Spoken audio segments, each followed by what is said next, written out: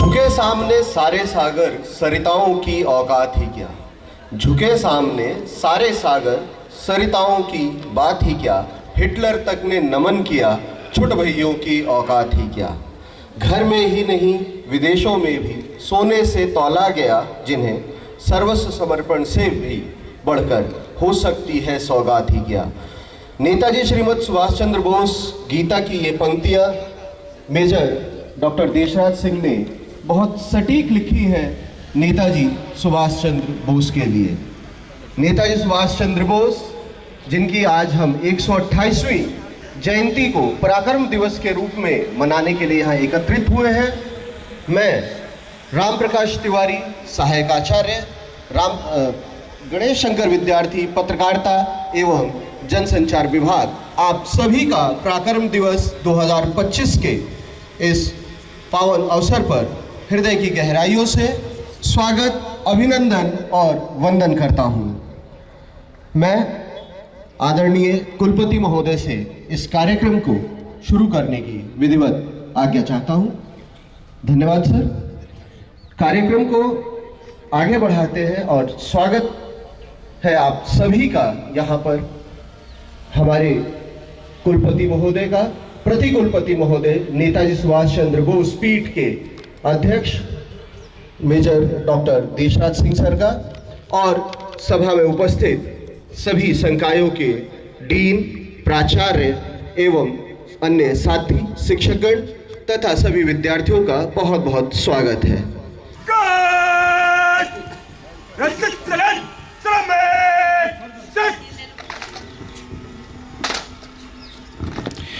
शुभ सुख चैन की बरखा बरसे, भारत भाग है जागा। पंजाब सिंध गुजरात मराठा, द्राविड़ उत्कल बंगा। चंचल सागर विंध्य हिमालय, नीला यमुना गंगा। तेरे नित गुण गाए, तुझ संग जीवन पाए। हर तन पाए आशा, सूरज बन कर जग पर चमके। भारत नाम सुभागा।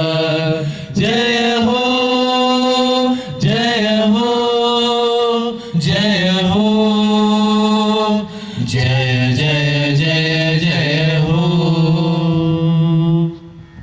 आप सभी की जोरदार तालियों के मध्य श्री कुलदीप नारायण जी। अपनी आत्मा की मुक्ति के साथ जगत का हित करो। उन्होंने कहा कि एक वाक्य ने मेरे जीवन को एक दिशा दी, एक चिंतन दी।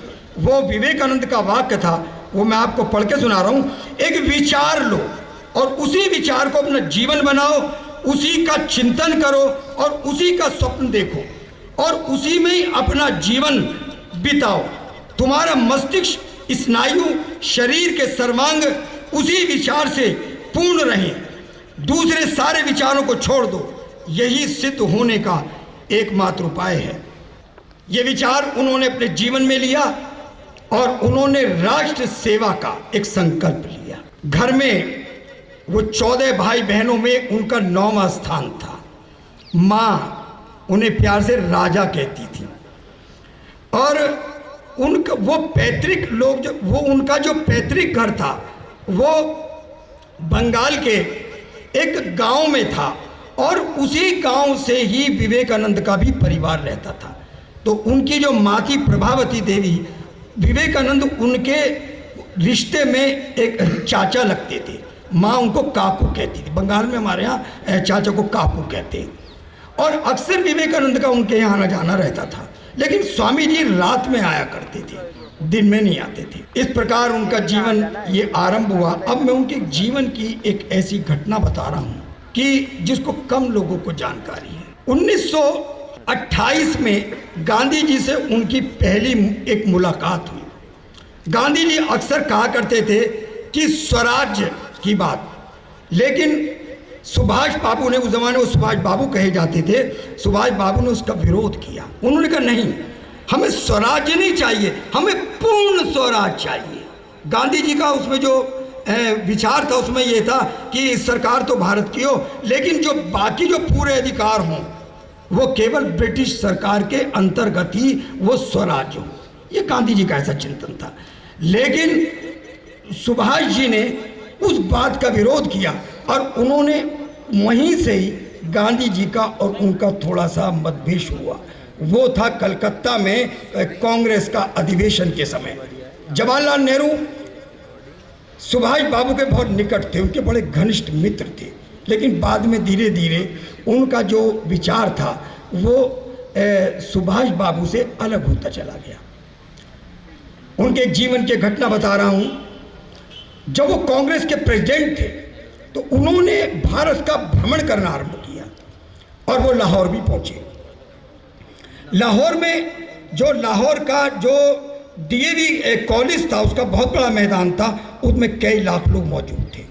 सुभाष बाबू को आने में थोड़ी मध्य विलंब हो गया तो वहाँ पर उनके स्थान पर बोलने के लिए एक हेड ऑफ द डिपार्टमेंट जो पॉलिटिकल साइंस के थे उनको खड़ा किया गया।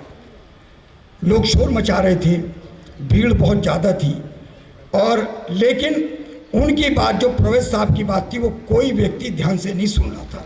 लेकिन तभी पीछे से आवाज आई, सुभाष बाबू आ गए, सुभाष बाबू आ गए। सुभाष बाबू मंच पर पहुंचे और उन्होंने धारा प्रवाह लगभग 1.5 घंटे तक अपने विचार अभिव्यक्त किए। कोई व्यक्ति वहाँ से नहीं हिला और कोई भी व्यक्ति ने कोई शोर नहीं मचाया और लोग बड़े ध्यान से सुनते रहे।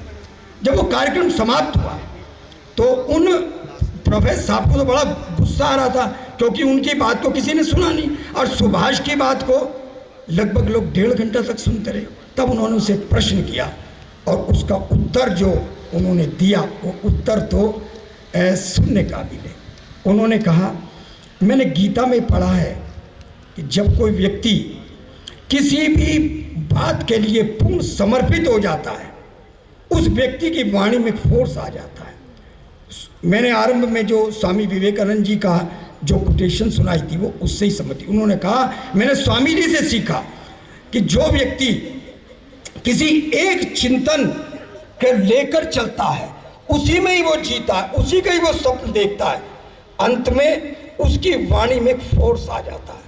प्रोफेसर साहब, मैं समझता हूँ कि चूँकि मैं इस समय भारत की आज़ादी के लिए कार्य कर रहा हूँ, भारत की आज़ादी ही मेरा लेने का मुख्य उद्देश्य है और मैं उसी का ही स्वप्न देखता हूँ, उसी का चिंतन करता हूँ, उसी का ही मन करता हूँ। मैं समझता हूँ कि शायद मेरी वाणी में कुछ ऐसा फोर्स आ गया। ये शब्द उन्होंने कहे।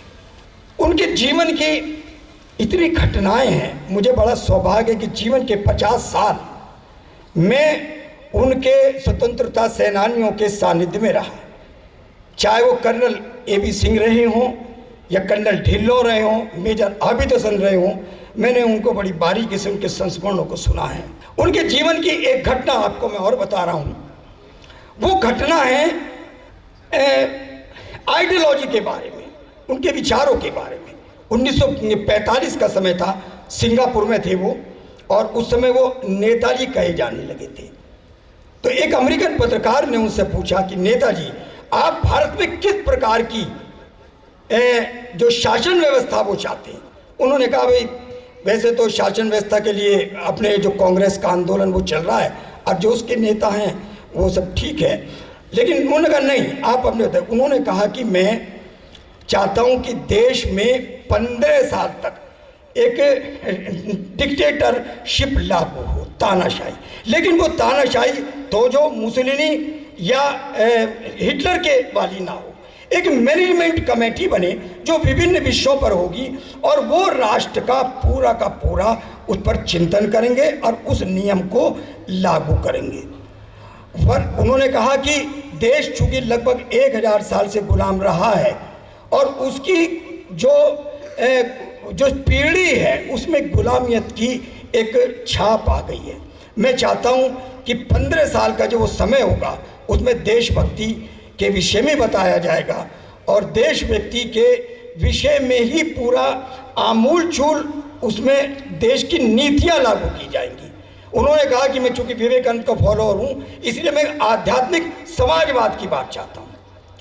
उन्होंने कहा कि यदि देश की आज़ादी मिल गई और उसमें एकदम संविधान लागू कर दिया गया, यानी लोकतंत्र लागू कर, तो क्या होगा। ये शब्द नेताजी के सुनने योग्य हैं। उन्होंने कहा कि यदि देश में नवनिर्माण की व्यवस्था के बाद पहले अगर लागू कर दिया गया तो देश धीरे धीरे हैव्स एंड हैव्स नॉट में बढ़ जाएगा, संपन्न और विपन्नों में बढ़ जाएगा। मुझे डर है कि एक लंबे समय बाद जो फ्रांस की फ्रेंच ब्लड रेवोल्यूशन हुआ था, कहीं देश उस कगार पर ना पहुंच जाए।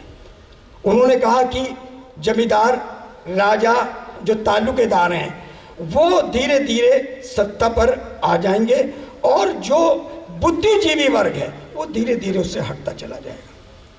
तो उन्होंने कहा मैंने इसीलिए मैं चाहता हूं कि देश के अंदर एक ऐसी शिक्षा नीति, राष्ट्रीय नीति, सेना नीति, प्रत्येक विषय के ऊपर उन्होंने कहा। और उनकी एक पुस्तक थी बंगला में बड़ी सुंदर, तरुणेर स्वप्ने, उसमें उन्होंने बहुत इस चीज को स्पष्ट किया।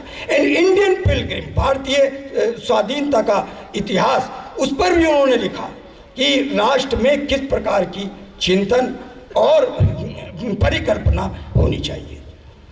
मैं समझता हूं कि जो मुझे विषय परिवर्तन के लिए खड़ा किया था, मैं शायद अपनी बात पूरी कर सकूं। एक बार पुनः आप सबका धन्यवाद। जय हिंद। बहुत धन्यवाद सर आपका। आपने बहुत ही सारगर्भित शब्दों में नेताजी के जीवन से जुड़ी हुई तमाम घटनाओं के साथ हम लोगों को आज परिचित कराया और विषय को बहुत अच्छी तरीके से हम सबके सम्मुख रखा है। एक बार पुनः जोरदार करतल ध्वनियों के साथ सर का स्वागत।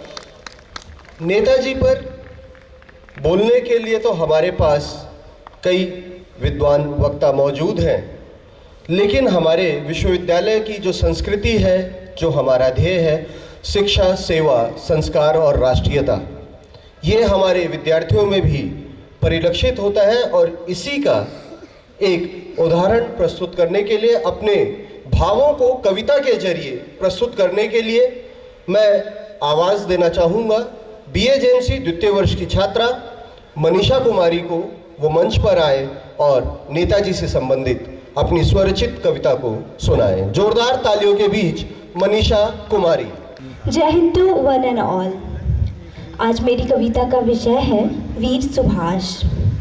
सुनसान जगह में अटके भी, अनजान जगह में भटके भी, सुनसान जगह में अटके भी, अनजान जगह में भटके भी, घनी भीड़ जन शून्य हो अथवा यही कथा दोहराते हैं, गौरव मंडित वीर सुभाष की महिमा गाथा गाते हैं, महिमा गाथा गाते हैं।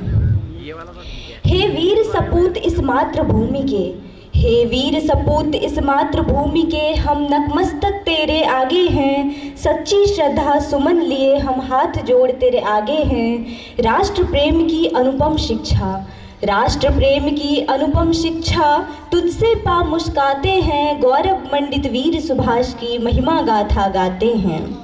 आज़ादी की नई राह दी, आज़ादी की नई राह दी, देश प्रेम की नई चाह दी, बलिदान दिया तूने जीवन का, बलिदान दिया तूने जीवन का, दुश्मन के दिल में कराह दी, करके याद सदा तुझको सबको यही बताते हैं, गौरव मंडित वीर सुभाष की महिमा गाथा गाते हैं।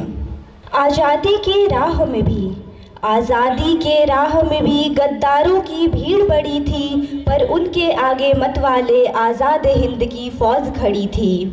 भागा दुश्मन छोड़ देश, भागा दुश्मन छोड़ देश, उन्हीं याद को दोहराते हैं, गौरव मंडित वीर सुभाष की महिमा गाथा गाते हैं। बड़ी अमानत आज़ादी की, बड़ी अमानत आज़ादी की, इसको सदा बचाएंगे हम, आज़ादी में बलिदानों की कीमत सदा चुकाएंगे हम। राष्ट्र प्रेम की प्रबल भावना, राष्ट्र प्रेम की प्रबल भावना जनमन में पहुंचाते हैं, गौरव मंडित वीर सुभाष की महिमा गाथा गाते हैं, महिमा गाथा गाते हैं। धन्यवाद। गौरव मंडित वीर सुभाष की गाथा गाते हैं, राष्ट्र प्रेम की अविरल भावना हम जन जन में पहुंचाते हैं। बहुत सुंदर पंक्तियां और जोरदार तालियों की गूंज पीछे से आगे तक सबकी एक साथ सुनाई दे एक बार, इससे बच्चों का उत्साह वर्धन होगा। नेताजी श्रीमद सुभाष चंद्र बोस गीता, जो 21वीं सदी का इकलौता अभी तक का लिखा गया महाकाव्य है, ये मैं नहीं कहता, ये इंटरनेट पर उपलब्ध जो जानकारी है वो कहती है, दुनिया जिसको मानती है। ऐसी ही श्रीमद् सुभाष चंद्र बोस गीता की 4 पंक्तियों के साथ मैं संबोधन के लिए आमंत्रित करूंगा जिनको, कि महान से महान हर उपनाम से बड़ा, महान से महान हर उपनाम से बड़ा, अधर्म के विनाश हेतु शत्रु से लड़ा। पराधीनता है पाप, पराधीनता है पाप, स्वाधीनता है धर्म, श्री कृष्ण के समान गीता ज्ञान से बड़ा। ऐसे नेताजी सुभाष चंद्र बोस के विषय में हमें बताने के लिए, संबोधित करने के लिए और अपने आशीर्वचनों से अभिसिंचित करने के लिए नेताजी सुभाष चंद्र बोस पीठ के चेयरमैन आदरणीय major doctor Deshraj Singh sir को मैं मंच पर आमंत्रित करता हूं। आप आए और हम सभी को अपना आशीर्वचन दें। जोरदार तालियों के बीच major doctor Deshraj Singh sir. Netaji Subhash Chandra Bose के जन्म दिवस पर आयोजित पराक्रम दिवस के रूप में सम्मानित आज के इस समारोह में उपस्थित हमारे स्वामी विवेकानंद विश्वविद्यालय के कुलपति महोदय, श्रद्धेय मेजर जनरल जी के थपलियाल जी, विभिन्न फैकल्टीज़ के डीन्स, प्राचार्य, प्रधानाचार्य और भविष्य के निर्माता हमारे छात्र और छात्राओं, मैं बहुत थोड़ा बोलूँगा।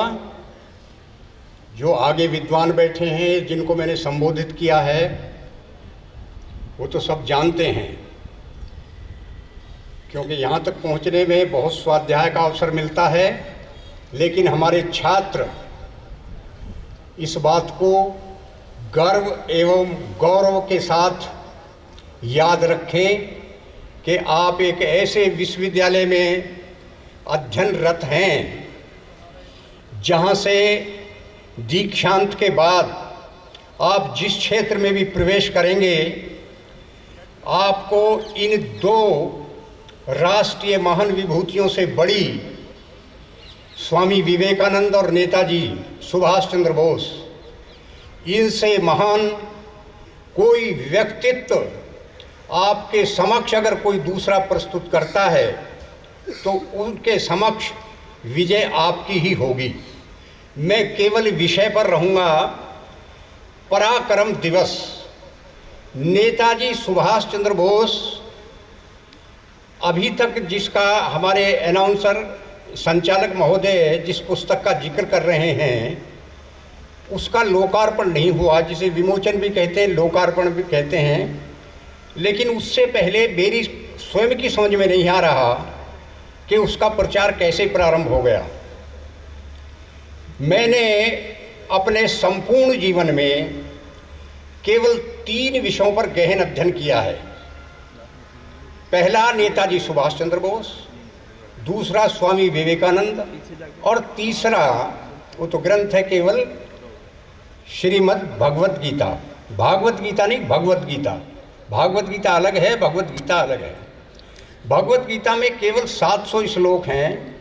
ये जो पंक्ति है कि श्री कृष्ण के समान गीता ज्ञान से बड़ा, ये इस पंक्ति के माध्यम से अगर नेताजी सुभाष चंद्र बोस के पराक्रमों को देखें तो जहाँ से सभ्यता का इतिहास प्रारंभ होता है, सभयुग में जब से सभ्यता आई, सतयुग से लेकर और इस वर्तमान कलयुग तक जितने युग पुरुष हुए हैं, उन युग पुरुषों में प्रधानतः 2 को, पहले राम और दूसरे श्री कृष्ण, सतयुग के हरिश्चंद्र जी को छोड़ दीजिए, इन 2 के पराक्रम हमारे संस्कृति और साहित्य में इन 2 अवतारों के, राम और कृष्ण के संबंध में या उन्हें माध्यम मानकर जितने साहित्य का सृजन अब तक हुआ है, उस साहित्य में उनके पराक्रमों को पूर्ण रूप से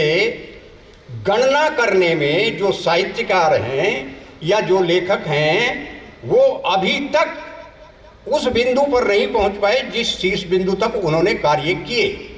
उसमें चाहे रामायण हो, श्रीमद् भागवत हो या श्रीमद् भगवत गीता हो, इनको माध्यम मानकर साहित्य का जितना सृजन हुआ, साहित्य होता ही वो ये जो हमारे शास्त्रों पर आधारित होता है।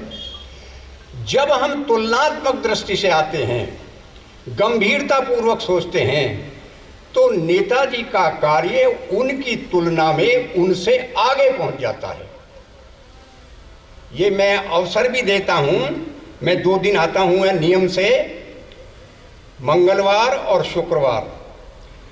मैं आमंत्रित करता हूं, अगर आप किसी गोष्ठी में या किसी डिबेट के लिए तैयारी करते हैं, तो इसको सिद्ध कैसे करोगे कि देशराज तो खड़ा होकर ये कह गया कि रामकृष्ण की तुलना में पराक्रम की दृष्टि से नेताजी, बाकी दृष्टि से नहीं कह रहा मैं, पराक्रम जितने उनके थे अपने समय में, रावण को मारने का काम साधारण काम नहीं था। उधर कौरव और पांडवों के युद्ध में पांडवों को विजय दिलाना साधारण काम नहीं था। बहुत बड़े पराक्रमी थे दोनों, राम भी और कृष्ण भी, जिन्होंने वो पराक्रम दिखलाए। लेकिन सोचकर देखो, महाभारत की लड़ाई 2 परिवारों में थी, चाहे उसमें शामिल विश्व हुआ हो। राम की लड़ाई रावण से थी, कारण का आपको पता है। लेकिन जिस साम्राज्य में सूर्यास्त तो होता ही नहीं था और वो साम्राज्य सारे संसार को अपने नियंत्रण करने की प्रक्रिया में लगा हुआ था, तो पहले तो परास्त किया स्वामी विवेकानंद जी ने शिकागो में जाकर अपने धर्म की स्थापना कर दी और अपने उसी पराक्रम के आधार पर सारे संसार में, जहां ये माना जा रहा था कि तो वो तो सांप सपेरों और बाजीगरों का देश है हिंदुस्तान, वो तो कुछ जानते ही नहीं, उस देश को स्वामी विवेकानंद जी ने शिकागो में शीर्ष पर पहुंचा दिया। अगले दिन जितने समाचार पत्रों में समाचार प्रकाशित हुए स्वामी जी के बारे में, सबको ये कहकर के जहां हम मिशन लेकर जाते हैं, उन्हें सिखाने के लिए जाते हैं, उनसे तो अध्यात्म हमें सीखना है। सारे संसार पे विवेकानंद जी छा गए। नेताजी भूमिगत रहकर बर्लिन में काम कर रहे थे। मैं वो जन्म की बात तो बता गए, मेरे भाई कुलदीप जी बता गए आपको। मैं 2-3 पराक्रम गिनवाता हूं उनके।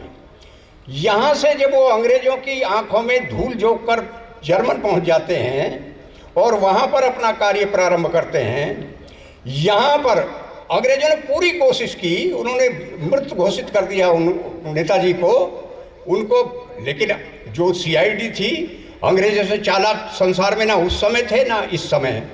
जितनी चालाक कौम अंग्रेज है, पता तो उनको चल गया था, लेकिन घोषणा नहीं, वो भी नहीं करना चाहते थे। जिस समय यहाँ के एक एक नेता को चुनकर जेलों में डाल दिया गया, विद्यालय, महाविद्यालय और विश्वविद्यालय कारागार बना दिए गए, चाहे गांधी हो, चाहे सरदार पटेल हो, मौलाना हो, जितने भी नेता थे सारे जेलों में बंद कर दिए गए। और ऊपर से जो उनकी पॉलिसी थी, इस पॉलिसी के मुताबिक कि इनका मुंह हमेशा के लिए बंद कर देना चाहिए। उसी समय बर्लिन से, कि मैं जर्मन से सुभाष चंद्र बोस बोल रहा हूं, अंग्रेजों ने जैसे ही ये वाणी सुनी, उनके पैर के नीचे की जमीन खिसक गई। नेताजी ने अपना रूप प्रकट करते ही वहां, अब मैं उस कहानी को नहीं सुनाता कि हिटलर से मिले, हिटलर ने कितनी सारी सुविधाएं हिटलर ने उनको दे दी, लेकिन समस्या एक थी कि इन अंग्रेजों को यहाँ से, जर्मन से परास्त करना बहुत कठिन है। अपने निर्णय के अनुसार 90 दिन की कठिन यात्रा करना, उससे बड़ा पराक्रम आज तक हिस्ट्री में नहीं है। कोई नेताजी सुभाष चंद्र बोस के स्तर का कोई नेता 90 दिन पनडुब्बी में जल के अंदर रहा हो और ऊपर की सारी गतिविधियां उनको मालूम हो, ये उनके पराक्रम का परिचय था। जैसे ही पहुंचते हैं जापान, अपनी सेना खड़ी करते हैं, उनसे पहले जो फील्ड वर्क था उसके लिए कोई आदमी नहीं था उनके पास, लेकिन प्लानिंग में रास बिहारी जी बहुत आगे थे। सब कुछ अपनी प्लानिंग के तहत जो कुछ था नेताजी को सौंप देते हैं। नेताजी आज़ाद हिंद फौज खड़ी करने के बाद जो आज भी और उस समय भी संसार की दादागिरी करने वाले राष्ट्र थे, अमेरिका और ब्रिटेन, उन दोनों के विरुद्ध खुले युद्ध की चुनौती देते हैं। भारत को स्वतंत्र कराने के लिए खुले युद्ध की, पूर्ण युद्ध की, कि अब मैं युद्ध के द्वारा इन अंग्रेजों को भारत से बाहर करूंगा। और अपने पराक्रम के बल पर जो घोषणा की, इतिहास भले ही कुछ लिखता रहे, इतिहास के लेखक बाद में क्या लिख रहे हैं, कैसे लिख रहे हैं, मुझसे ज़्यादा हमारे विद्वान जानते हैं। नेताजी का सच्चा इतिहास और नेताजी के विषय में जितनी जानकारी इस राष्ट्र को होनी चाहिए थी या देनी चाहिए, राष्ट्र की नैया की खिवैया राष्ट्र की सरकार होती है। जितनी सरकारें अब तक आई हैं, वर्तमान सरकार तक, सबने नेताजी को उपेक्षित रखा है। कारण मैं बताऊंगा तो अलग बात हो जाएगी। मैं राजनीति का अभी तक मैं किसी राजनीतिक पार्टी से संबंधित नहीं हूं, लेकिन नेताजी के प्रति जो उपेक्षा का भाव है, उसके कारण ही आज क्या स्थिति है आप अच्छी तरह जानते हैं। केवल एक पार्टी दूसरी पार्टी को, एक नेता दूसरे नेता को गाली देने के लिए इतने निम्न कोटि की स्तर पर राष्ट्र आ गया है कि एक नेता की तरफ ये उंगली नहीं उठा सकते आप। हम असमर्थ हैं कि ये व्यक्ति, इसका चिंतन राष्ट्र के विषय में है, सबका चिंतन केवल अपनी सत्ता को कायम रखने में है, सत्ता में आने के लिए है। अगर नेताजी की नीतियों को यहाँ क्रियान्वित किया जाता, निश्चित रूप से ये जिसकी कल्पना कर रहे हैं हम के 20 साल बनेगा, ये 2047 तक विकसित होगा, ये कभी का विकसित हो गया होता। और ये कब संभव है? मेरे यहाँ बोलने का एकमात्र अभिप्राय है कि आप नेताजी का अध्ययन कीजिए। उस अध्ययन का सबसे बड़ा लाभ आपको क्या होगा कि उनके कुछ, भक्ति किस लिए होती है? भक्ति केवल इसलिए होती है कि हम जिसकी भक्ति कर रहे हैं उनके अनुरूप कुछ भाव हम में आ जाएं। अगर आप नेताजी को पढ़ेंगे तो निश्चित रूप से नेताजी ने राष्ट्र के लिए जो कुछ किया, उस तरह के भाव, उस तरह की प्रेरणा आपको निश्चित रूप से मिलेगी। नेताजी ने अपने पराक्रम के आधार पर ऐसा कोई, चाहे वो धार्मिक क्षेत्र हो, राजनीतिक क्षेत्र हो, या सामाजिक क्षेत्र हो, या आध्यात्मिक क्षेत्र हो, ऐसा कोई क्षेत्र नहीं है जिसमें उन्होंने चरम बिंदु तक पहुंचने का प्रयास ना किया हो। अपनी ज़्यादा पढ़ने की आवश्यकता, उनको अपनी माताजी के लिए जो पत्र उन्होंने लिखा है, उस पत्र को ही पढ़ लीजिए। क्या भारतवर्ष में ये जो वर्तमान समय है, क्या भारत माता का एक पुत्र भी ऐसा नहीं है जो उस भारत माता की मुक्ति के लिए प्रयास कर सके? अपनी माता को लिख रहे हैं कि माता, मैं तो आपसे कहता हूं कि आपके पुत्र को यह अवसर मिले, और उसको मैं प्रारंभ कर चुका हूं, भारत से ही उसको प्रारंभ करूंगा और भारत को ही उस स्तर तक ले जाऊंगा। इन शब्दों के साथ उस नेताजी के पराक्रम की मैंने जो 4-5 क्षेत्र गिनाए हैं, किसी भी क्षेत्र में आप अध्ययन कीजिए, उस पराक्रम ही पराक्रम मिलते चले जाएंगे आपको। नेताजी की तुलना में उन जैसा पराक्रमी अभी भारत के इतिहास में नहीं है। ईश्वर करे कि जो कुछ वो, ज़्यादा हम नहीं कर सकते, लेकिन जो वो लिख कर गए हैं, कम से कम हम उसका अध्ययन करें तो निश्चित रूप से उनका आशीर्वाद हमें मिलेगा।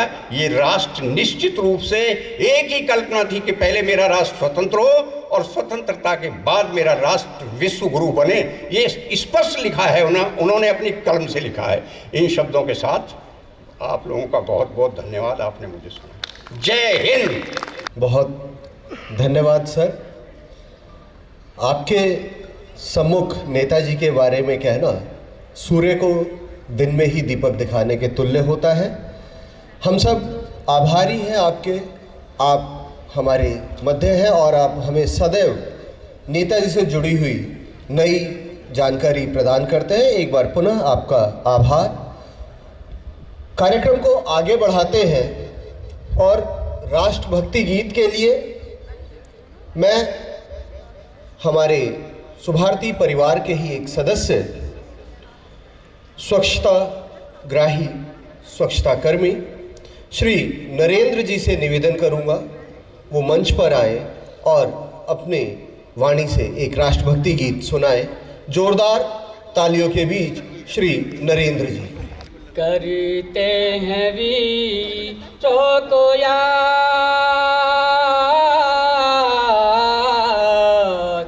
करते हैं वीरों को याद, जो हंस हंस अपने शीशी कटा गए, कर गए देसी आजाद,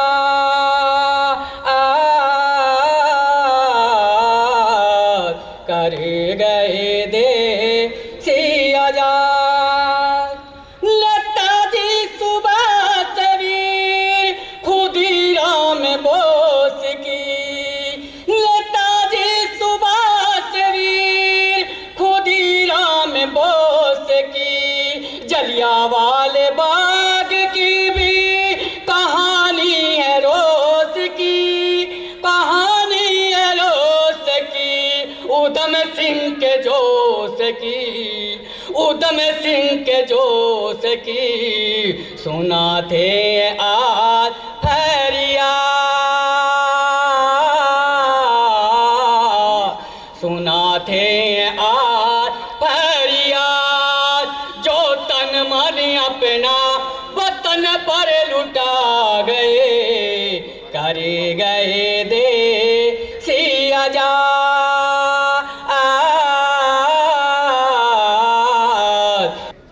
एक बार फिर से नरेंद्र जी के लिए तालियां बजनी चाहिए। मनदीप यादव को मंच पर आवाज़ दूंगा, वो आए और अपनी कविता सुनाए। हम सभी को अपनी कविता रखें हमारे सम्मुख। जोरदार तालियों के बीच मनदीप यादव। सभा में उपस्थित सभी गणमान्य व्यक्ति, रेस्पेक्टेड डीन्स, वीसी सर, आप सभी को मैं चरण स्पर्श कर प्रणाम करता हूं और एक कविता लेकर उपस्थित हूं। कविता का शीर्षक है मैं अमर बोस सुभाष हूं। कविता आपके सम्मुख रखता हूं और ये मात्र एक कविता नहीं, एक दृश्य है, और अगर आप इस दृश्य से जुड़ पाते हैं तो मेरी कविता सफल होगी। सुने कि जब भारत की शीतल गंगा पर गुलामी का विष घोल दिया था, हवाएं हमारे आजाद भारत की फिरंगियों ने कैद किया था, तब बंगला की धरती पर सुभाष नाम ने जन्म लिया था।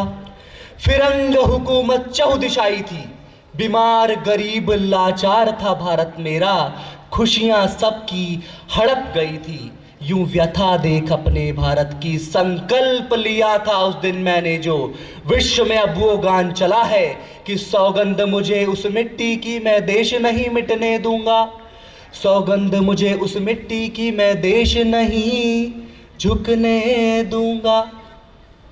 सब सुर मैं भूल गया था, एक ही सुर था आजादी, छोड़ आईसीएस, छोड़ आसरा, राग रागिनी, मैं सब भूल गया था। काबुल, रशिया, जापान के रास्ते विश्व भर में घूम गया था और शाहनवाज संग सैगल ढिल्लो आजाद हिंद फौज बनाकर एक सौदा सबसे मान लिया था, है खून के बदले आजादी या सुनकर सबने साथ दिया था, फिर हम देंगे खून, हम देंगे खून, यही शब्द सुनाई देते थे।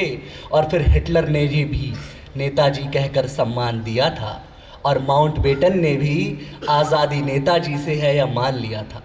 और आगे सुने कि नेताजी की मृत्यु पर सवाल उठते हैं।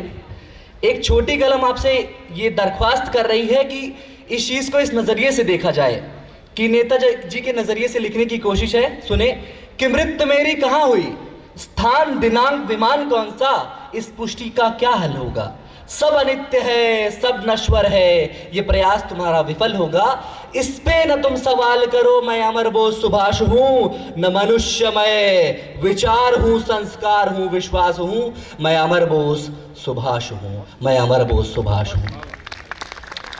और एक शिकायत नेताजी के नजरिए से अगर आज की दशा देखें तो एक शिकायत भी है।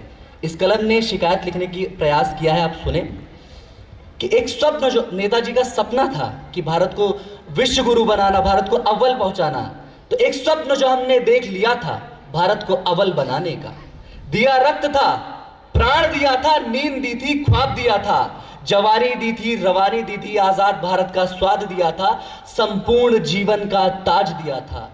तुमने क्या यह हश्र किया, तुमने क्या ये हश्र किया, दी स्वच्छता, दी अज्ञानता, निर्भया दी, गरीबी दी, रिश्वतखोरी सा पाप दिया, अनपढ़ अमीरों ने राज किया, पढ़े लिखों ने बेसाज किया, वर्दियों में चोर दिया, मसला मजहबी भी दिया, तुमने क्या ये हश्र किया। हमने तो बलिदान दिया, हमने जीवन दान दिया, तुमने क्या ये हश्र किया। सुभारती परिवार की कलम इसी सवाल के साथ आप सबको छोड़ना चाहती है। इस बारे में विचार विमर्श करें और एक सीख के साथ जाएं। नेताजी ने जो देश के लिए किया उससे एक सीख लें और अपने जीवन में आगे बढ़ें। इसी के साथ मैं अपनी वाणी को विराम देता हूं। धन्यवाद। जय हिंद, जय भारती, जय सुभारती। बहुत धन्यवाद मनदीप। और आपके जो प्रश्न था, जो आपने एक शिकायत रखी, उसके लिए मैं यही कहना चाहूँगा कि सुभारती परिवार, सुभारती विश्वविद्यालय का जो ध्येय है शिक्षा, सेवा, संस्कार और राष्ट्रीयता, इसी में आपके सभी सवालों के जवाब छुपे हुए हैं। और कार्यक्रम को आगे बढ़ाते हुए मैं MA पॉलिटिकल साइंस प्रथम वर्ष की छात्रा आरुषि सिंह से गुजारिश करूंगा वो मंच पर आए और अपने वक्तव्य के द्वारा हम सभी को नेताजी के बारे में जानकारी प्रदान करें। जोरदार तालियों के बीच आरुषि सिंह। मैं Arushi Singh, MA first year political science की छात्र। आज इस दिवस पर अपने भाषण को एक कहानी के साथ शुरू करना चाहती हूँ। ये कहानी है मत्सुदा की। 9 फरवरी 1943 में जर्मनी से निकली एक पनडुब्बी जिसमें सभी नाजी सोल्जर्स के बीच में एक भारतीय सैनिक थे जिनका नाम था मत्सुदा। अफ्रीका से होते हुए मडागास्कर कोस्ट पे वो पनडुब्बी से मत्सुदा कूदते हैं और उनको कौन बचाता है। उन समुद्र की तेज लहरों में जापान की पनडुब्बी उनको बचाती है। पर क्यों एक भारतीय सैनिक को जापानी पनडुब्बी ने बचाया? क्योंकि वह और कोई नहीं, हमारे अपने नेताजी सुभाष चंद्र बोस थे। नेताजी का जन्म 23 जनवरी 1897 में ओडिशा के एक गांव में हुआ था और मृत्यु, अफसोस ये सच आज भी हमारे बीच में नहीं है। ये तो साफ है कि उनकी मृत्यु प्लेन क्रैश से नहीं हुई थी और ये सिर्फ एक पॉलिटिकल मुद्दा था, एक एजेंडा था जो बनाया गया था। शहनाज कमेटी, घोसला कमेटी, मुखर्जी कमेटी जैसे कई आयोग बनाए गए, परंतु इनकी रिपोर्ट के साथ क्या हुआ? यहाँ तक कि मुखर्जी कमेटी ने तो ये भी साबित कर दिया था कि टोक्यो में रखी हुई राख नेताजी की है ही नहीं और उनकी मृत्यु हवाई जहाज के क्रैश होने से हुई ही नहीं है। पर उनकी रिपोर्ट के साथ क्या हुआ? उसको खारिज कर दिया गया। मैं पूछती हूँ कि क्यों भारत की जनता ये सवाल नहीं पूछ रही है कि सच्चाई को सामने क्यों नहीं लाया जा रहा है? क्यों सच को सामने लाने वाले सभी प्रयासों को दबा दिया जा रहा है?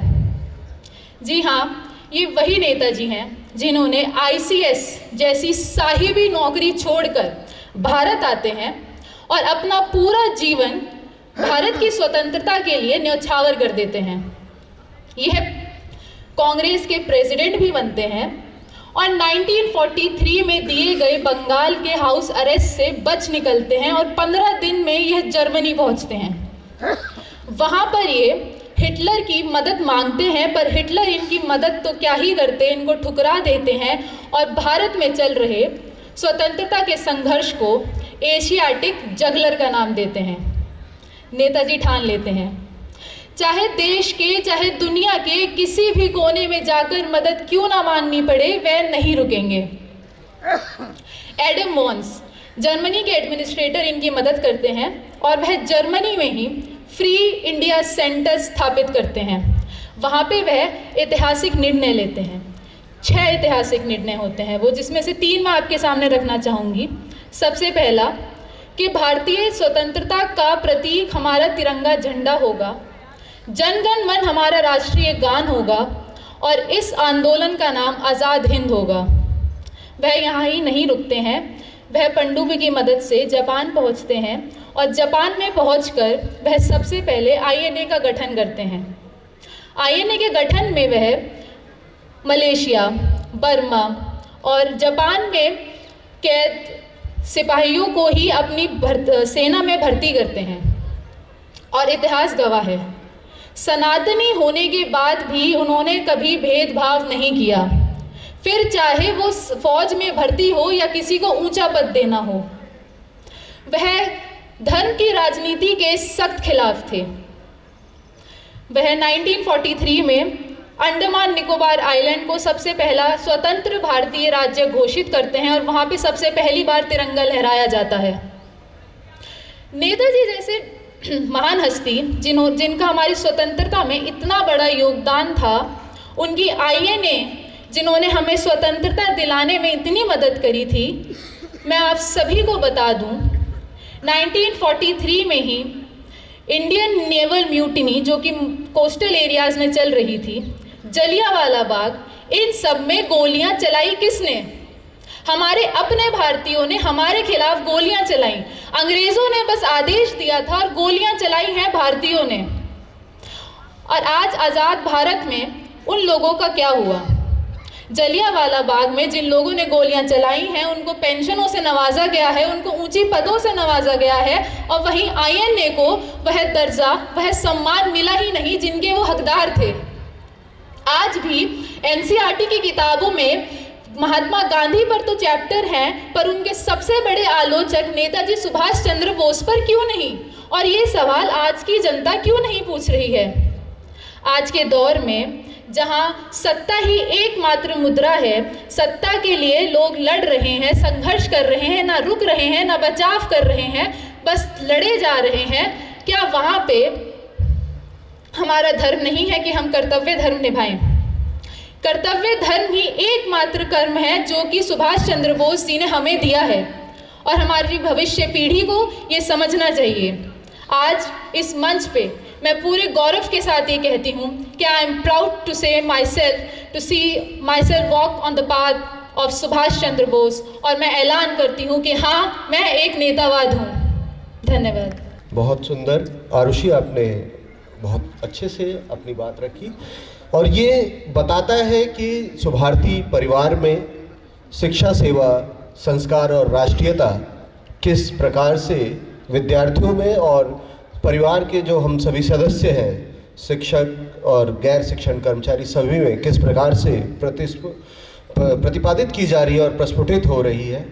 चलिए आगे बढ़ते हैं कार्यक्रम में, और मैं बड़े ही सम्मान के साथ, बड़े ही अदब से हमारे माननीय कुलपति महोदय को आमंत्रित करता हूं मंच पर कि वो आए और अपने संबोधन से हम सभी को अनुग्रहित करें, अभिषिंचित करें अपने आशीर्वचनों से। जोरदार तालियों के बीच माननीय कुलपति महोदय। मेरे साथ सभी लोग मिलके जोर से बोलेंगे, जोश के साथ बोलेंगे और ऊर्जा के साथ बोलेंगे। जय हिंद।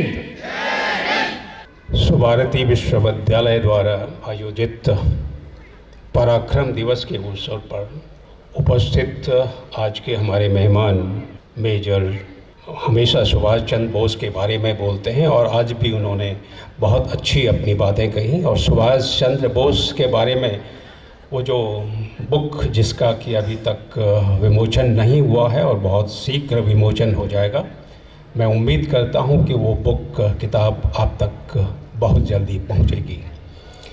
हमारे सारे संकायाध्यक्ष, विभागाध्यक्ष, निदेशक, सारे कर्मचारी लोग, हमारे शिक्षकगण एवं प्यारे छात्रों, आपको मेरा नमन और जय हिंद एक बार फिर से।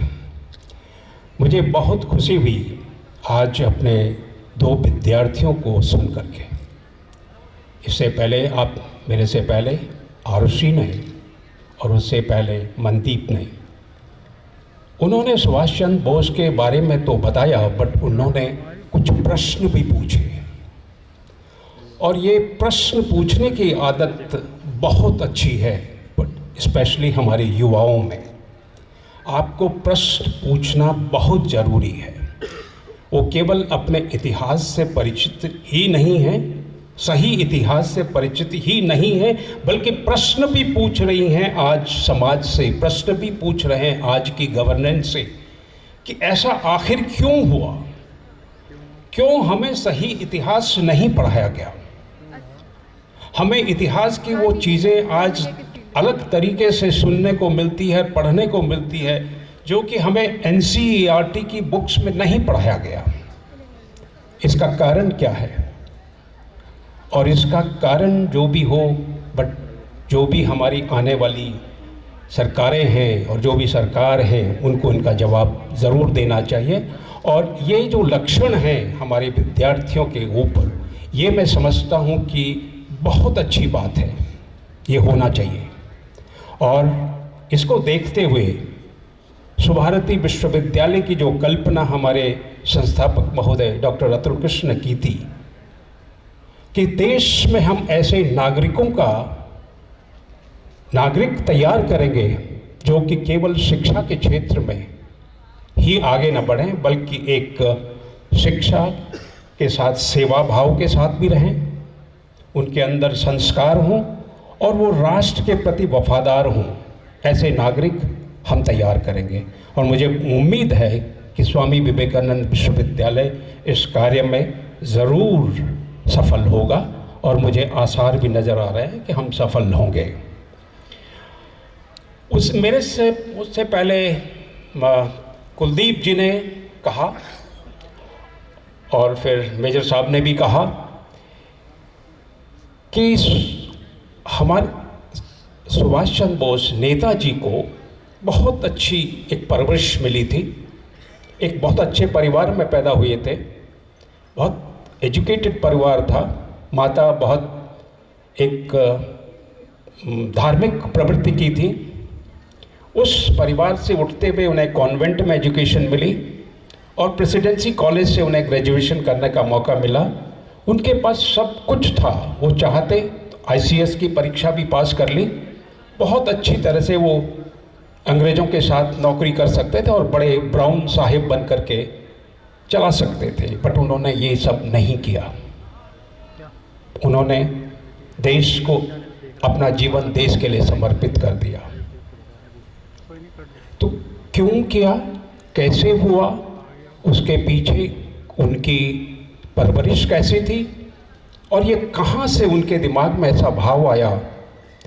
2-3 हमारे पूर्व वक्ताओं ने कहा कि उनके आध्यात्मिक गुरु स्वामी विवेकानंद थे और स्वामी विवेकानंद आप जानते हैं कि उनकी फिलॉसफी अद्वैत वेदांत से जो बहुत ज़्यादा वो प्रभावित थे और अद्वैत वेदांत को ही उन्होंने नियो वेदांत, जिसमें नेशनलिज्म को उन्होंने जोड़ा था, संन्यास को हटा करके उन्होंने नेशनलिज्म को जोड़ा था कि संन्यास ज़रूरी नहीं है आपको मोक्ष प्राप्ति के लिए या आपको सत्य जानने के लिए, संन्यास ही होना जरूरी नहीं है। आप गृहस्थ आश्रम में रहते हुए भी आप सत्य को जान सकते हैं और सत्य जानने के लिए उन्होंने डिफरेंट अपने स्पीचेस में सब कुछ बताया। तो स्वामी विवेकानंद से प्रभावित थे हमारे नेताजी और नेताजी प्रभावित थे गीता से भी। और यदि मैं गीता का आखिरी श्लोक आपको बताऊं तो गीता का आखिरी श्लोक है यत्र योगेश्वर कृष्णा पार्थो धनुर्धरा। जहाँ पे योगेश्वर कृष्ण हो और धनुर्धर जैसे पार्थ हो, तत्र विजयश्री विभूतिर्भुव धर्म विभूति। वहाँ पे जरूरी है, बहुत ज़रूरी है कि उस जहाँ पे कृष्ण और जैसे योगी पुरुष महायोगी हों और धनुर्धर जैसे पराक्रमी पार्थ हों, वहाँ विजय निश्चित है। तो आप सोचिए कि विवेकानंद जैसे उनके गुरु, मैं मानता हूं कि वो कृष्ण की तरह उनको आप मान लीजिए, उनके गुरु, और वो खुद एक पार्थ की तरह पराक्रमी धनुर्धारी, जब ये दो मिल जाते हैं तो उस देश में उन्नति होना बहुत स्वाभाविक है। मेजर साहब गीता लिख रहे हैं सुभाष चंद्र बोस के जीवन पे। सुभाष चंद्र बोस के जीवन से हम आज बात कर रहे हैं। हमें इतिहास के पन्नों में जो कुछ उनके बारे में लिखा गया है वो आज हम समझने की कोशिश कर रहे हैं, बट उस समझने के साथ साथ हमें ये भी कोशिश करनी चाहिए कि हमें क्या प्रेरणा मिलती है उनके जीवन से, वो बहुत ज़रूरी है। हम अभी उनके जीवन में बताएं उनका जन्म यहाँ हुआ या उनकी मृत्यु में बड़ा संदेह था और वो थे, उन्होंने ICS छोड़ दिया, ये सब है, ठीक है, फैक्ट्स है। बट आज की डेट में उनका जीवन हमारे लिए कितना रेलिवेंट है, उनकी बताई हुई चीज़ें हमारे लिए कितनी रेलिवेंट हैं, और आज के युवा उनके जीवन से क्या सीख प्राप्त कर सकते हैं। तो उसके लिए मैं युवाओं से कहूँगा कि आपको बहुत ज़रूरी है कि जैसे नेताजी ने अपने पथ प्रदर्शक के रूप में स्वामी विवेकानंद को चुना था अपने गुरु, आध्यात्मिक गुरु, और अपने पॉलिटिकल गुरु को चित्तरंजन दास को चुना था। तो ये दो गुरु जो थे ये उनको समय से विवेकानंद की किताबें उनको मार्गदर्शन करती थी, और चित्तरंजन दास की बात से वो बहुत प्रभावित थे और उनसे उनके फिलॉसफी पे वो काम करते थे। तो गुरु होना बहुत ज़रूरी है। आपको कोई न कोई एक ऐसा पुरुष या ऐसा कोई महिला या ऐसी कोई पर्सनालिटी आपके जीवन में होना चाहिए जिससे आप प्रेरित हो। यदि आप गीता में देखें, क्योंकि गीता की बात चल रही थी शुरू से, तो मैं गीता के ही बात कर रहा हूँ। गीता में जब अर्जुन कृष्ण को बोलते हैं कि मेरा रथ आप दोनों सेनाओं के बीच में खड़ा कर दो, मैं देखना चाहता हूँ कि उस तरफ कौन लोग हैं जिनसे मुझे युद्ध करना है। और जब देखते हैं कि उनके सामने सारे उनके परिचित हैं और सारे रिश्तेदार हैं, तो उनके मन में एक प्रश्न आता है और वो कृष्ण से पूछते हैं, दृष्टेवम स्वजनम कृष्णम युद्धम प्रतिष्ठिते सीदंति मम गात्राणि मुखस्य परिशुष्यते। मतलब मैं पूरा श्लोक आगे नहीं बताऊंगा, बहुत सारे इन्हीं श्लोक में कि वो अपनी पूरी एक कॉन्फिडेंस को लूज कर जाते हैं कंप्लीटली। वो ये भूल जाते हैं कि वो बहुत पराक्रमी धनुर्धर हैं, केवल इस मोह में कि उनके सामने उनके दादा, उनके भाई, उनके भतीजे और ये सब लोग युद्ध में खड़े हैं, और वो अपने आप की फिलॉसफी में जूझने लगते हैं कि मेरा धर्म तो ये नहीं कहता कि मैं अपने लोगों को मारूं, और कृष्ण आप मुझे ज़बरदस्ती इस युद्ध में झोंक रहे हैं, ये कैसा युद्ध मैं करूं? मैं नहीं करूंगा, नयोत्सी, मैं नहीं करूंगा ये युद्ध। तो कृष्ण कहते हैं उनसे कि तुम ये बेवकूफ़ों की बातें क्यों कर रहे हो? आप ये उन लोगों की बातें कर रहे हो जिनको कुछ पता नहीं है जीवन का, जिनको पता नहीं है आत्मा का, जिनको पता नहीं परमात्मा, उन लोगों की तरह तुम बात कर रहे हो। तुम अपने धर्म से विचलित हो रहे हो। तुम्हारा धर्म इस वक्त युद्ध करना है, और उसके लिए वो बहुत समझाते हैं। कृष्ण, अर्जुन नहीं मानते। फिर अर्जुन बहुत डांटते भी हैं कृष्ण उनको कि ये सब कैसे पॉसिबल हो सकता है, तुम्हारे जैसे धर्मधर के लिए तुम हथियार डाल दो, पॉसिबल नहीं है। तो फिर अर्जुन कहता है कि जब अर्जुन के अंदर ये विश्वास होने लगता है कि मुझे अब कृष्ण से कुछ मांगना है, तो वो उनके चरणों में पारंगत हो, चरणों में चला जाता है। तब पूछता है कि पृष्ठामि त्वाम सुनिश्चितम वदि ब्रूहितन में, मेरे लिए आप बताइए कि द बेस्ट क्या है मुझे आज करना। जब मैं ये क्यों गीता का उद्देश्य यहाँ पे दे रहा हूँ कि जब भी आपके मन में किसी तरह की एक तरह से असमंजस हो कि मुझे करना चाहिए या मुझे नहीं करना चाहिए, ये काम मेरे से सही है या नहीं है, तो आपको एक सलाहकार, एक गुरु होना बहुत ज़रूरी है। वो आप अपने जीवन में ज़रूर किसी न किसी को अपने जीवन में बनाएं। जैसे सुभाष चंद्र बोस जी ने अपना स्वामी विवेकानंद की बुक्स को अपना एक पथ प्रदर्शक के रूप में रखा, आध्यात्मिक के लिए और पॉलिटिकल के लिए चित्तरंजन दास जी को रखा, तो इसीलिए आप वो भी करिए। अब आप मैं विद्यार्थियों से बात करना चाहता हूं कि आज उनसे हम क्या सीखते हैं। सबसे पहले तो ये सीखते हैं कि आपका ध्येय बहुत बड़ा होना चाहिए, बहुत ऊंचा ध्येय होना चाहिए, लक्ष्य आपका ऊंचा होना चाहिए। उनका लक्ष्य ICS बनना नहीं था, उनका लक्ष्य अंग्रेज़ों की गुलामी करना नहीं था, उनका लक्ष्य था माँ भारती को बेड़ियों से, गुलामी की बेड़ियों से छुटकारा देना, ये उनका लक्ष्य था। और उस लक्ष्य के लिए वो कुछ भी करने को तैयार थे, अपने जीवन का बलिदान तैयार करने के लिए तैयार थे और उन्होंने किया। उसके लिए वो संघर्ष, तो लक्ष्य पाने के लिए यदि आपको संघर्ष करना पड़े तो आप संघर्ष से कभी भी पीछे मत हटिए, चाहे उसमें कितनी भी बाधाएं आएँ। सुभाष चंद्र बोस के जीवन में बहुत सारी बाधाएं आई, उन्हें बीमारी हुई, उनमें जेल में डाला गया, बहुत सारी चीज़ें, लेकिन उन्होंने अपने लक्ष्य से कभी भी पीछे नहीं हटे। तो लक्ष्य बनाइए और लक्ष्य पे लगातार चलते रहिए और संघर्ष करते रहिए, बट लक्ष्य आपका ऊंचा होना चाहिए। अब आप डिस्ट्रैक्ट ना हो कभी भी, अपने लक्ष्य से कभी भी इधर उधर डिस्ट्रैक्ट ना हो। आपने जो लक्ष्य बना रखा वो उनसे हम सीखते हैं। दूसरा, आप जो भी करें राष्ट्र हित को प्रथम रखें अपने जीवन में।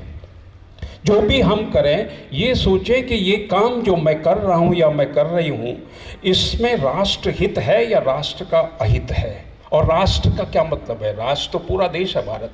राष्ट्र का मतलब किसी भी आपसे दूसरे आदमी को यदि उससे कहीं कुछ परेशानी हो रही है, उसका अहित हो रहा है, तो वो आपको नहीं करना चाहिए। अपने अंदर से पूछिए कि ये काम, ये मेरा धर्म नहीं है कि मैं किसी का अहित कर करके आगे बढ़ूं। तो ये एक ज़रूर सोचना चाहिए अपने मन में। ये उनका भी था। उनका महात्मा गांधी जी से बहुत विचार अलग अलग थे, भिन्न थे, लेकिन महात्मा वर्ड देना भी उन्होंने ही दिया और वो पूरी इज्जत करते थे। जहाँ तक विचारों का आपस में था, विचार नहीं मिलते थे, बट पर्सनल लेवल पे उन्होंने महात्मा गांधी को कभी ये नहीं किया कि वो रिस्पेक्ट नहीं करते हैं। जैसे कि आपने जिन्ना के बारे में सुना होता है, तो जिन्ना कभी कभी महात्मा गांधी को बहुत अलग अलग प्लेटफॉर्म पे बहुत एक ये समझिए डिसरिस्पेक्ट भी कर लेते थे। लेकिन सुभाष चंद्र बोस ने कभी भी उनके अगेंस्ट एक डिसरिस्पेक्ट नहीं दिखाई। आपके विचार भिन्न हो सकते हैं, विचारों की लड़ाई है। हम नहीं सोचते कि जो रास्ता आपने अपना रखा है अहिंसा का, उससे हमको आज़ादी मिलेगी। मैं नहीं सोचता कि अहिंसा के रास्ते पे चल के हमको आज़ादी मिलेगी। हमें हिंसा का जवाब हिंसा से देना होगा, हमें बहादुरी से लड़ना पड़ेगा और हमें पराक्रम दिखाना होगा। ये उनका सोचना था, उसमें आपस में मतभेद थे। तो अपने जो आइडियोलॉजी हैं आपकी, हमेशा जो प्रिंसिपल्स हैं लाइफ में, उन पे कभी भी कहीं पे भी किसी तरह का एडजस्टमेंट मत कीजिए। अपने पराक्रम, अपने उद्देश्य के लिए आपने जो प्रिंसिपल बनाए हैं, उन प्रिंसिपल पे अडिग रहिए हमेशा, और देश को सर पर रख करके। और यदि आप बहुत स्वार्थी हो जाएंगे हर चीज़ में, तो स्वार्थ से भी आपका कार्य सिद्ध नहीं हो सकता। आप स्वार्थी नहीं हो सकते।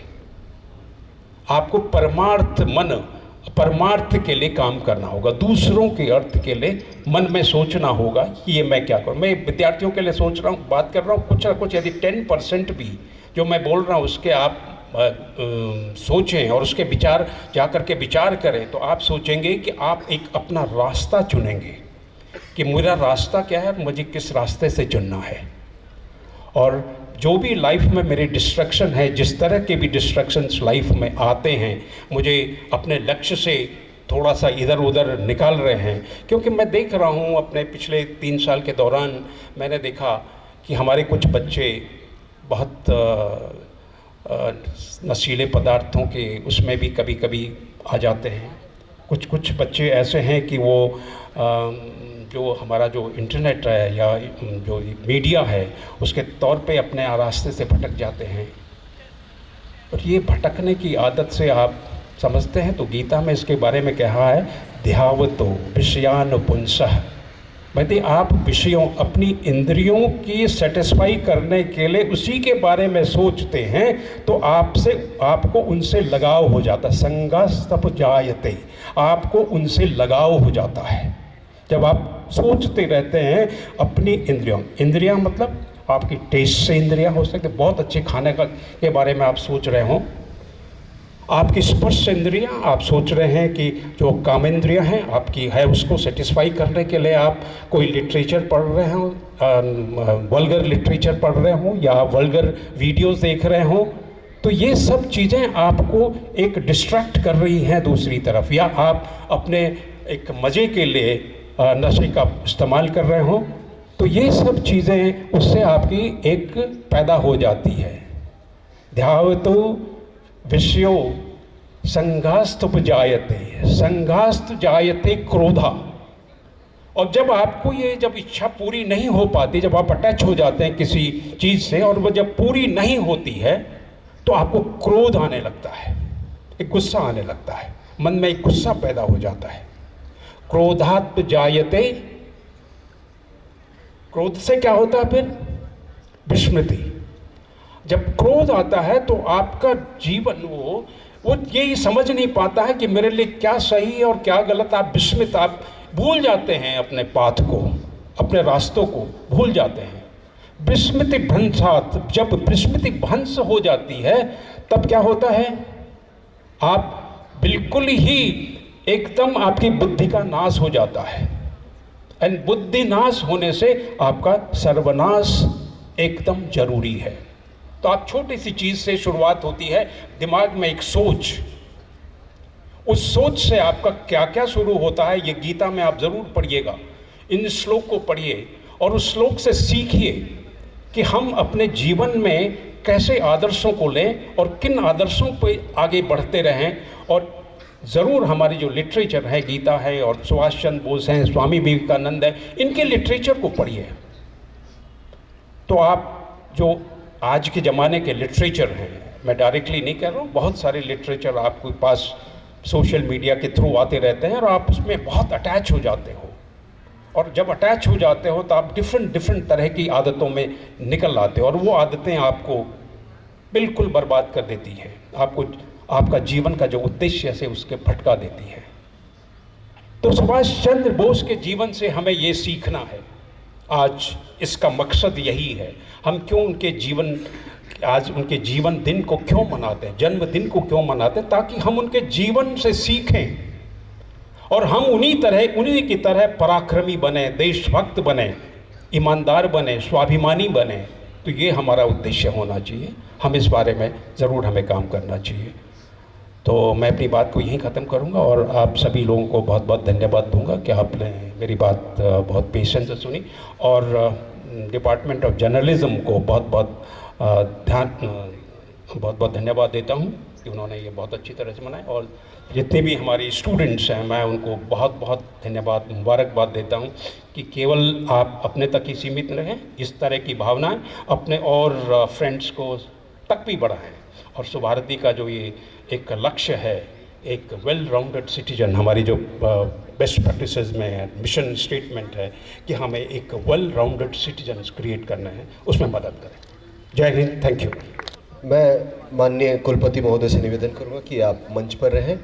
अभी जो पराक्रम सप्ताह हम लोगों ने मनाया था, उस पराक्रम सप्ताह के प्रतियोगिताओं में जो विजयी हमारे प्रतिभागी थे उन लोगों को सम्मानित करना है, उनको पुरस्कृत करना है प्रमाण पत्र के द्वारा। तो मैं नेताजी सुभाष चंद्र बोस पीठ के चेयरमैन आदरणीय मेजर डॉक्टर देशराज सिंह जी से भी निवेदन करूंगा, आप भी मंच पर आ जाएं बच्चों को प्रमाण पत्र देकर पुरस्कृत करने के लिए।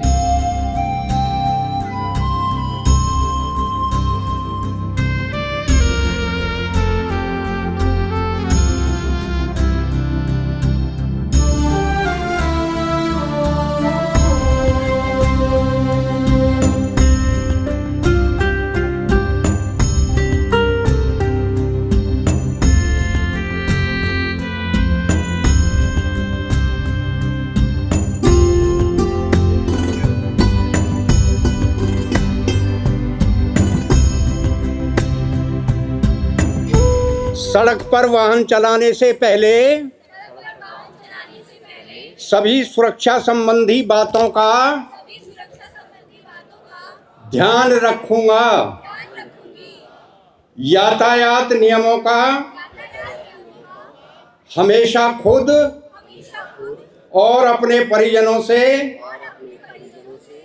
पालन कराऊंगा।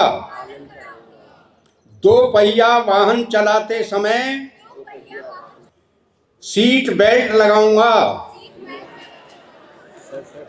कभी भी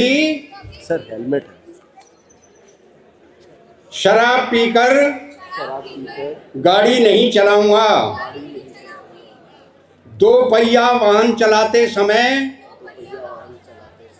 हेलमेट पहनूंगा।